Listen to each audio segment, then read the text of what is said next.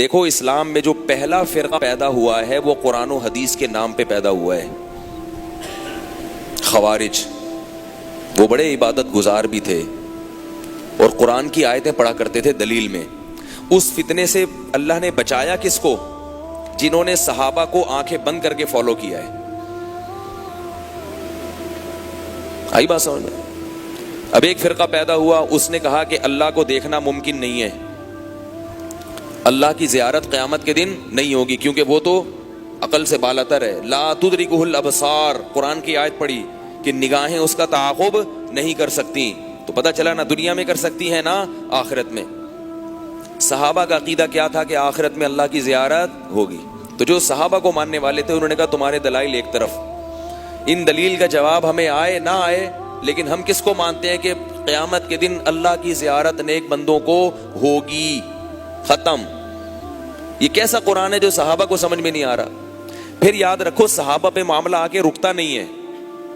بعض کہتے ہیں ہم صحابہ کو مانتے ہیں، اس کے بعد کسی کو نہیں مانتے، غلط۔ صحابہ کو ماننے والے کون تھے؟ تابعین۔ تابعین میں جو ائمہ ہیں مشہور ہیں، ایسے نہیں کہ ہر ایک میں تو گمراہ بھی ملیں گے آپ کو، خوارج بھی ہیں تابعین میں، معتزلی بھی ہیں، روافض بھی ہیں، ہر طرح کے لوگ ہیں۔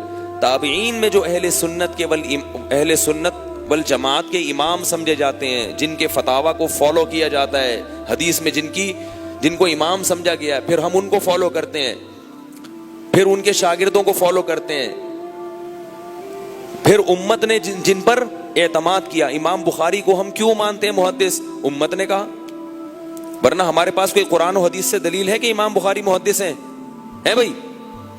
لیکن امام بخاری کو ہم فقہا میں شمار نہیں کرتے کیونکہ امت نے ان کو فقہا میں شمار نہیں کیا۔